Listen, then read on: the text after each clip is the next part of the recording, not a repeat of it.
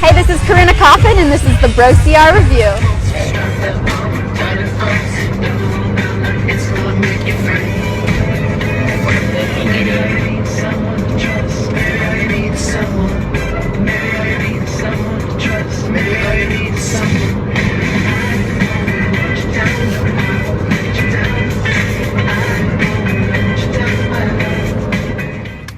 We are here in majestic Central Virginia for the Spartan Virginia Super. Why are we doing this? This was kind of a dumb race, but not as dumb as last year. There was no mystifying fog all over the entire mountain. It hadn't monsooned the night before, and so it wasn't like Burpee Central. I don't want to be here. But they managed to add an extra 1,000 feet of elevation gain, so it ended up being over 5,000 feet of elevation gain over an 8.5-mile course. Honestly, you know, we got redemption for last year. Yeah, last year fun. We finished about like 130th, 150th. This year we both finished in the top 40. So we're pretty happy. You know, hard race though. Really, really grueling hills. We're not on a hill, we're on a freaking mountain. Let's be honest here. But gorgeous views and really a great thing to challenge yourself and prepare for Tahoe. Another thing, in this episode we're going to talk a lot about tapering. We're going to talk about doing the right things for the race and preparation for that race and what you can do. You're going to hear from some experts, and we're just going to have a good time like we always do. Always. And so one of the things that we also want to talk about is with a race like this, you can't really go into it blind. You don't know what to expect.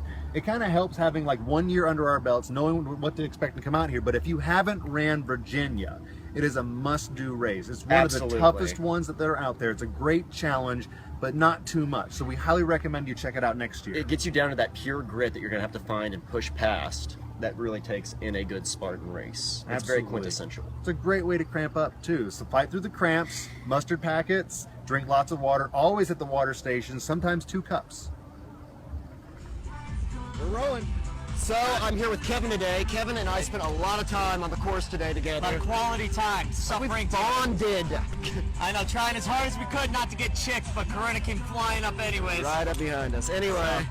It was a very heartfelt time. There's a little bit of crying. We cuddled a little, but we made it through. We had a good time. Made it through. What was the hardest part of the race today, though, for you? Hardest part of the bucket brigade is always the hardest part of the my race. God. No matter what you want to do, they're going to make you suffer. Dude, that's every where I minute. locked right up there and Yeah. both my hamstrings. No, absolutely. They saved half the carries for the end of the course. So Lost like 2 miles. Yeah, I know. Elevation was killer.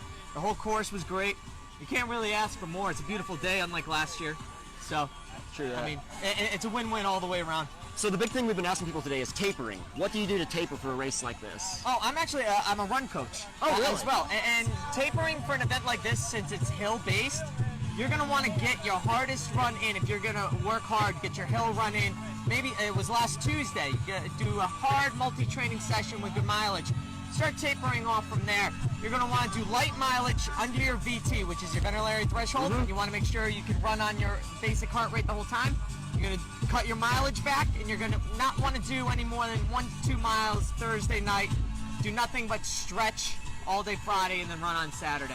There you have it, guys. Well, thank you so much. Oh, anytime. Thank you very much. And we'll see you here soon. Absolutely. Thank you, BROCR. I'm here with Corinna Coffin, first place women's today here in Wintergreen. Corinna, how was the race today? It was great. You know, I've done this race like for the past, well, this is the third year doing it. It was my very first Spartan ever when I was in the non-elite heat.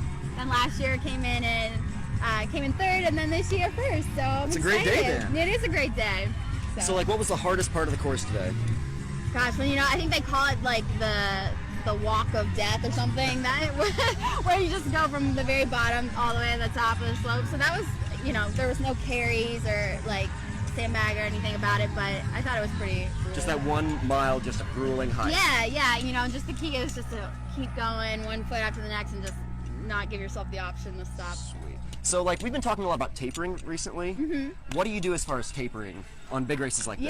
Yeah, so Wednesday morning was my last workout, and I did like 400s with bucket carries and 400s and sled drags and stuff. So that was Wednesday morning, and then Thursday I took completely off, and then yesterday I went for about a 40-minute just trail run, jog, shakeout. So it just depends like what my goals are. I knew that this was going to be a pretty brutal course, so I knew I would need all the energy possible. So for like a smaller race, I probably would do a light workout Thursday and take off Friday.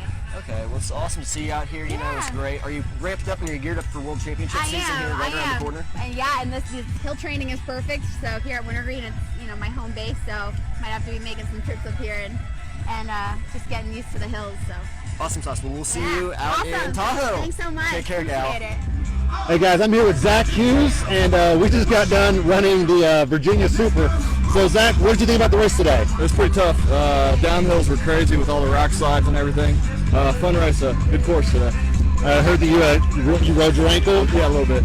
So, we have no idea how people just like bomb down those hills. They must have like really good life insurance policies. Death wish. Yeah, or death wish. So we were talking to other people. Like, what's your taper plans for a race like this? Well, I do usually do a hill workout on Mondays beforehand, and then Tuesdays I start to taper off. I'll do a 20-minute run on Tuesdays. Wednesdays I'll do a 20-minute slower run and just do a little upper body. And then Thursdays I take off fully, and then I run 10 minutes before on Friday. Just a real light, easy run on Friday. I like to do 12-ounce curls the 2 days before a race. Just hydrate. Hydration is essential to a race like this. So thanks for taking the time to talk to us, bud. Thank you, man. We'll see you at the next race. All right, see you guys. And that is Wintergreen. That's it. It's over. It's done. Thank God. So we've spent the past, basically, we're still en route here near Mount Pleasant, and we're going to basically spend this weekend total, how many hours in the car, Bill? 18? Way too long in the car. Way too long. But it was worth it. Worth it. Thank you so much, Wintergreen. That was a great race. You know, I've never had a race. I've done a lot of races, but for a race to be that hard and I feel that satisfied at the end of it, that was awesome. That was. We definitely enjoyed our Burger King afterwards. Clean eating. Oh my God. We took a lesson from Novakovic on that one. We summoned our inner bear and really just put the hurt on some freaking onion rings. So we wanted to talk about, we ran this race in honor of someone who, in central Indiana, Indianapolis, he was in a really bad car accident, but managed to save his 9-month-old son. Frank Miner, if you're watching this, or if any of your family's watching this, we're thinking about you. We hope a speedy recovery to everyone. Get in the other lane. Yeah, we want you to have a speedy recovery, and we wish you nothing but the best, bud. There's going to be a link on our BROCR page, so that if you want to, you can read about Frank and maybe give a little bit of money to his family, since they have a whole bunch of hospital expenses, and Frank's been in and out of surgery for the past few days. We just want to wish you a speedy recovery, man. Not only that, but his house got broken into. His house got broken into right after that. So he's really fallen on hard times. Maybe check it out if you feel inclined. Give him a little bit of support.